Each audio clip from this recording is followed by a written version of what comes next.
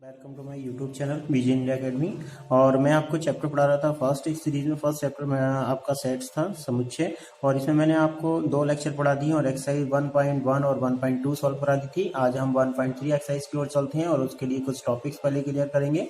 और ये टॉपिक्स में आपका सबसे पहला टॉपिक है उपसमुच्चय। उपसमुच्चय यानी सबसेट किसे कहते हैं।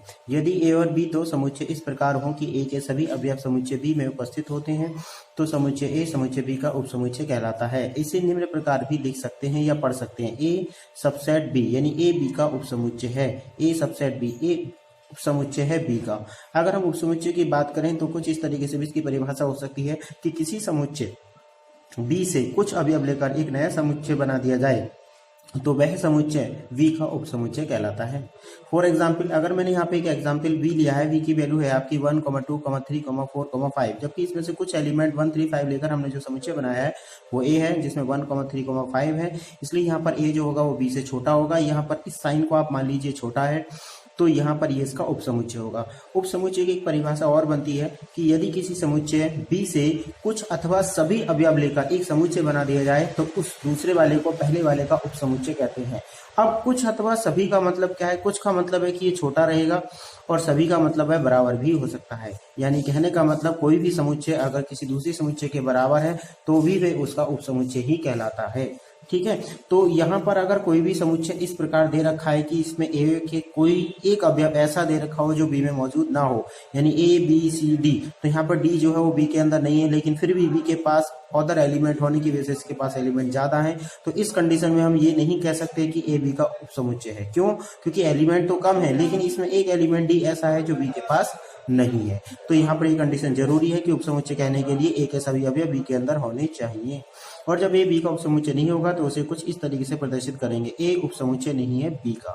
ठीक है, यहाँ पर मैंने एक फॉर्मूला बेस्ड कंडीशन लिखी है, ये आपको आगे कुछ फॉर्मूले प्रूव करने में, कुछ कंडीशन, कुछ थ्योरम प्रूव करने में काम आएंगे। यदि हमारे पास एक एलिमेंट एक्स दे रखा है जो एक्स की वैल्यू ए में बिलोंग करती है और वही वैल्यू आपकी बी में बिलोंग कर जाए एक्स के सभी मानों के लिए जो ए के एलिमेंट है यानी ए के अवयव हैं, तो ऐसी कंडीशन में ए बी का सबसेट होता है। ठीक है, ये फॉर्मूले आगे आपकी थ्योरम प्रूव करेंगे तो उसमें आपको बहुत यूजफुल होंगे। चलिए आगे बढ़ते हैं।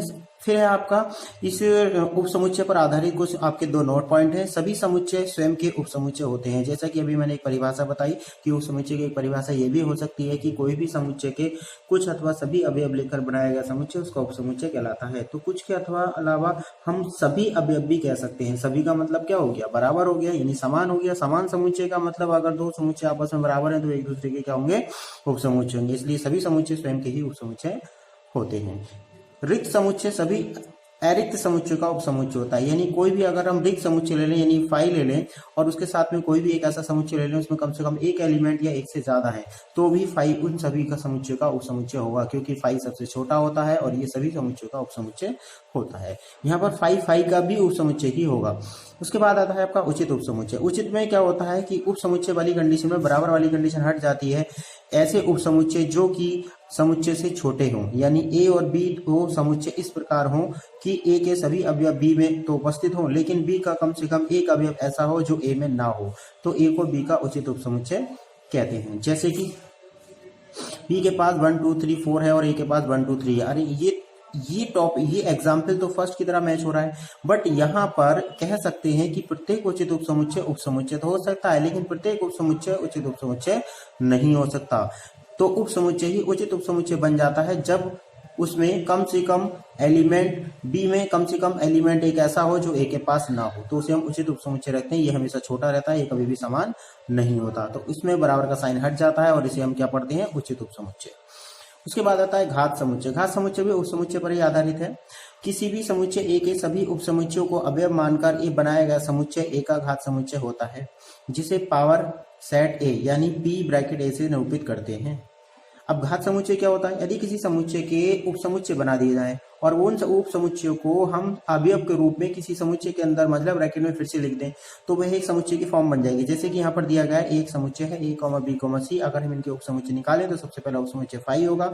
उसके बाद सिंगल एलिमेंट लेंगे, 3 उपसमुच्चय बनेंगे, फिर 2 एलिमेंट लेंगे, फिर 3 उपसमुच्चय बनेंगे और फिर तीनों एलिमेंट लेने पर एक समुच्चय बनेगा। ठीक है, जो परिभाषा के अकॉर्डिंग है।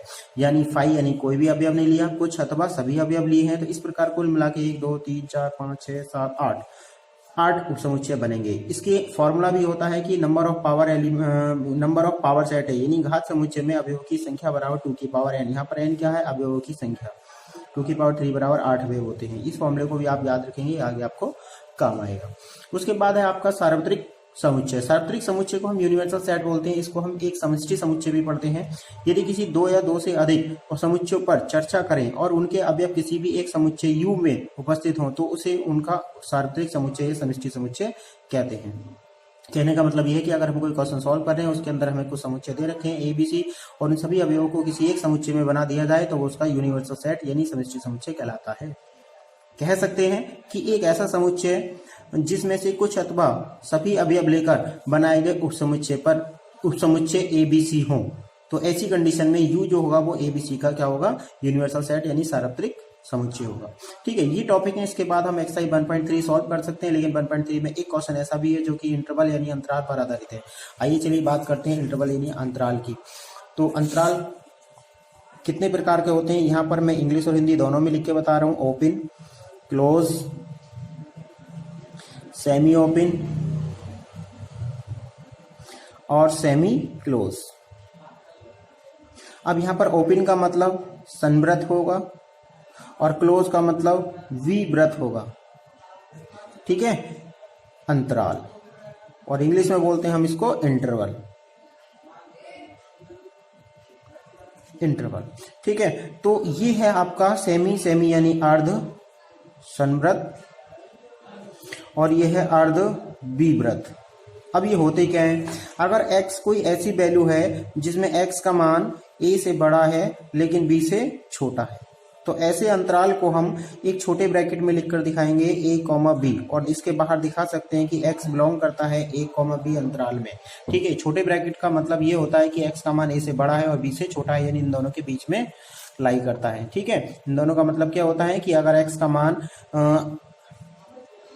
ओपन इंटरवल में बिलोंग करता है a, b, छोटा ब्रैकेट लगा है, तो इसका मतलब ये कि x का मान a से बड़ा होगा और b से छोटा होगा, यानी इन दोनों के बीच में होगा।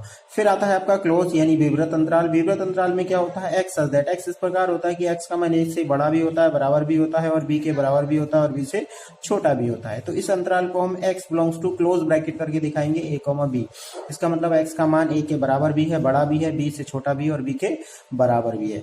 अब सेमी की बात करें तो सेमी का मतलब अर्ध यानी आधे से होता है, यानी यहाँ पर आधा आपका पहले सेमी ओपन वर्ड लगा है तो ओपन आधा पहले लगेगा ओपन, फिर बाद में लगेगा क्लोज, और यहाँ पे क्लोज वर्ड पहले तो क्लोज पहले लगेगा, ओपन बाद में लगेगा। जिसका नाम यहाँ आ रहा है वो चीज आपको पहले लगानी है। यहाँ पर ओपन आ रहा है तो ओपन पहले लगाना है, क्लोज आ रहा है तो क्लोज पहले लगाना है। ठीक है, इस तरीके से x a, b होगा और यहाँ पर x belongs to a, b होगा। जिधर छोटा ब्रैकेट है उधर आपका केवल ग्रेटर देन या लेस देन का साइन आता है, जहाँ पे बड़ा ब्रैकेट होता है वहां पर आपका लेस देन ग्रेटर देन के साथ में इक्वल का साइन भी लगा देते हैं। ये आपकी बहुत छोटी सी कंडीशन है, आपको ध्यान रखना है कि समुच्चय को हम इस तरीके से अंतराल में भी लिख सकते हैं। x एग्जैक्ट x का मान क्या है? a से बड़ा है, बराबर है, और x का मान b से छोटा है, केवल बराबर नहीं है, तो छोटा ब्रैकेट लगा इसलिए।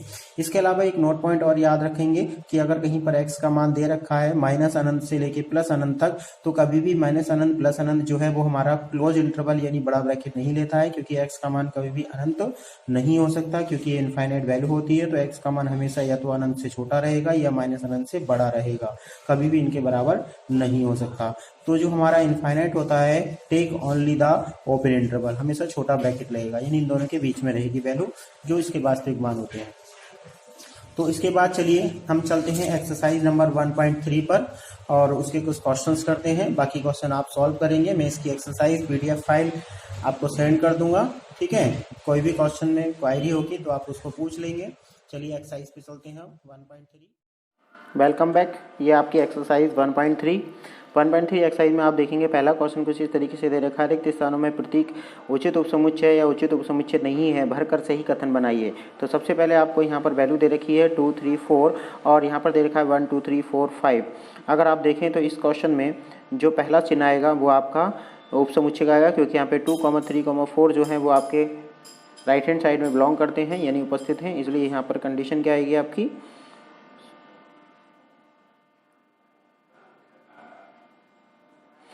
तो आप देखेंगे कि यहाँ पर 2, 3, 4 दे रखा है, जो कि आपके राइट हैंड साइड 2, 3, 4 पर भी उपस्थित है। इसका मतलब फर्स्ट वाला सेकंड वाले का क्या होगा, उचित उपसमुच्चय होगा, इसलिए यहाँ पर क्या आएगा, उचित उपसमुच्चय। अगर आप देखें तो ए बी सी इसमें मौजूद है, नहीं है, क्यों, क्योंकि इसमें ए तो मौजूद है नहीं, इसका मतलब ये इसका उचित उपसमुच्चय नहीं होगा, तो यहाँ पर ये साइन आएगा। ठीक है, फिर नीचे आपका दे रखा है कि एक्स आपके विद्यालय की एक कक्षा के विद्यार्थी हैं, जहाँ पर एक्स आपके विद्यालय का एक विद्यार्थी है और एक तरफ लिख रखा है आपके क्लास का विद्यार्थी है, यानी कक्षा का विद्यार्थी है। तो सीधी सी बात है कि आपकी जो क्लास 9th है वो तो पूरे विद्यालय में बिलोंग करती है, यानी विद्यालय के अंदर ही तो आपकी कक्षा 11th होगी। इसका मतलब फर्स्ट ईयर के सभी विद्यार्थी कहीं ना कहीं विद्यालय के ही विद्यार्थी होंगे, इसलिए यहाँ पर आपका सबसेट का साइन आएगा। इसी तरीके से आप 4th क्वेश्चन, 5th क्वेश्चन और इसका 6th पार्ट भी पढ़ के इसको सॉल्व करेंगे 7 तक। उसके बाद कहीं भी कोई क्वायरी आएगी तो आप उसको पूछेंगे। क्वेश्चन नंबर 2 की अगर हम बात करें तो क्वेश्चन नंबर 2 में आपको कहा है कि जांच कीजिए कि निम्नलिखित कथन सत्य हैं अथवा असत्य हैं, यानी आप यहाँ पर कथन भी दे सकते हैं, क्यों असत्य हैं। जांच कीजिए कि निम्नलिखित कथन सत्य हैं अथवा असत्य हैं, तो आप यहाँ पर देखेंगे कि यहाँ पर वैल्यू दे रखी है कि ए कॉमा बी उपसमुच्चय नहीं है बी सी ए का। ठीक है, लेकिन यहाँ पर क्रम जो होता है उससे कोई फर्क नहीं पड़ता है अगर ये समुच्चय दे रखा है तो। और तो यहाँ पर ए कॉमा बी एक उपसमुच्चय है ए कॉमा बी कॉमा सी का, इसका मतलब ये कथन तो सही है, लेकिन उन्होंने क्या लिखा है, नॉट सबसेट, तो ये हमारा फॉल्स हो गया, गलत हो गया। ए ई इज द उचित उपसमुच्चय है, ए ई को मिलाकर बना समुच्चय उचित उपसमुच्चय होगा एक्स के अंग्रेजी वर्णमाला का एक स्वर। ठीक है, अंग्रेजी वर्णमाला के स्वर की बात करें तो इसमें ए ई आई ओ यू आएंगे, तो इसके अंदर ए और ई दोनों ही बिलोंग करते हैं, इसका मतलब ये आपका सही है। फिर आपका 1, 2, 3 ये उपसमुच्चय होगा इसका, ये गलत दे रखा है क्योंकि यहाँ पर इधर देखें तो आपका इसमें 2 मौजूद नहीं है। ठीक है, इसलिए ये आपका कथन फॉल्स हो गया। इसी तरीके से आप 4th और 5th को चेक करेंगे, 6th को चेक करेंगे और आगे क्वेश्चन सॉल्व करेंगे। कहीं कोई प्रॉब्लम होगी तो आप उसको शेयर करेंगे। नेक्स्ट क्वेश्चन पे आते हैं। नेक्स्ट क्वेश्चन आपका दे रखा है थर्ड क्वेश्चन में लिखा है, मान लीजिए कि ए का मान दे रखा है, निम्नलिखित में से कौन सा कथन सही है गलत है, ये आपको बताना है। एक चीज़ हमेशा ध्यान, क्वेश्चन नंबर 3 में आप एक चीज़ ध्यान रखेंगे, जब भी कहीं पर समुच्चय की बात आती है तो समुच्चय के बीच में जो साइन लगता है, यानी 2 समुच्चय अगर दे रखे हैं तो उनके बीच में साइन आपका या तो ये होगा या फिर ये साइन होगा। और अगर अवयव दे रखा है और एक तरफ समुच्चय दे रखा है तो इस तरीके से साइन आएगा। इधर आपका अवयव है एलिमेंट और इधर आपका समुच्चय है, तो ये साइन आएगा या फिर ये साइन आएगा। एलिमेंट जो होता है वो समुच्चय में या तो बिलोंग करता है या फिर नॉट बिलोंग्स टू करता है। इसी तरीके से समुच्चय के अंदर ही या तो सबसेट होता है या फिर प्रॉपर सबसेट, यानी ये तो उपसमुच्चय होगा या फिर उचित उपसमुच्चय होगा। ठीक है, इस चीज़ का आप ध्यान रखेंगे। चलिए इसी तरीके से आगे आप क्वेश्चन को सॉल्व कर सकते हैं। 4 क्वेश्चन आपको निम्नलिखित समुच्चयों के सभी उपसमुच्चय लिखने हैं, बहुत ही आसान है। अगर हम बात करते हैं 1, 2, 3 की, तो मैंने अभी एक आपको टॉपिक कराते समय ए, बी, सी का उपसमुच्चय बना के दिखाए थे, जिसमें कि 8 उपसमुच्चय बनेंगे। और अगर हम 4th की बात करें तो 4th पार्ट में आपको 5 का उपसमुच्चय केवल 5 ही लिखना है, जिसमें केवल 5 आएगा। ठीक है, और घात समुच्चय बनाएंगे तो इस तरीके से लिख देंगे, वरना ये मतलब ब्रैकेट नहीं लगाएंगे। ठीक है, चलिए आगे बढ़ते हैं। आगे हम देखेंगे क्वेश्चन नंबर 4 के बाद क्वेश्चन नंबर 5 में पावर सेट, यानी घात समुच्चय के कितने अवयव होंगे। अगर ए का मान 5 दे रखा है, हम जानते हैं कि 5 में क्या होता है, शून्य अवयव होते हैं। तो आपको यहाँ दिखाई दे रहा है कि शून्य अवयव होने की वजह से 2 की पावर 0 का मान भी कितना होता है, 1 होता है। तो यहाँ पर केवल एक ही उपसमुच्चय होगा, 5 का ही उपसमुच्चय होता है, जैसे कि मैंने अभी ऊपर लिख के दिखाया है। क्वेश्चन नंबर 6 की अगर हम बात करें तो निम्नलिखित को अंतराल में लिखिए। मैंने अभी बता दिया, जहाँ पर आपका ब्रैकेट छोटा केवल ग्रेटर देन है, केवल ग्रेटर देन या लेस देन है तो वहाँ छोटा ब्रैकेट आएगा, और जहाँ आपका इक्वल है वहाँ पे आपका बड़ा ब्रैकेट आएगा। इसका मतलब ये आपका 6 इधर हो जाएगा और इधर आपका माइनस का 4 आएगा, और इसके बाहर हम लिख देंगे x बिलोंग्स टू। बहुत आसान है, आप कर सकते हैं, वेरी इजी। चलिए आगे बढ़ते हैं। क्वेश्चन नंबर 7 की अगर हम बात करें तो इसे भी अंतराल के रूप में लिखना है। क्वेश्चन नंबर 8 में आप देखेंगे प्रत्येक में कौन कौन से सार्वत्रिक समुच्चय साबित करते हैं या नहीं करते हैं, ये आपको बताना है। ठीक है, क्वेश्चन नंबर 8 में भी कुछ इसी टाइप के क्वेश्चन है, तो इनको आप सॉल्व करेंगे। केवल 9 क्वेश्चन दे रखे हैं और इजी क्वेश्चन हैं। ठीक है, आज की क्लास यहीं कंप्लीट करते हैं। Thank you for watching the video of Vij India academy.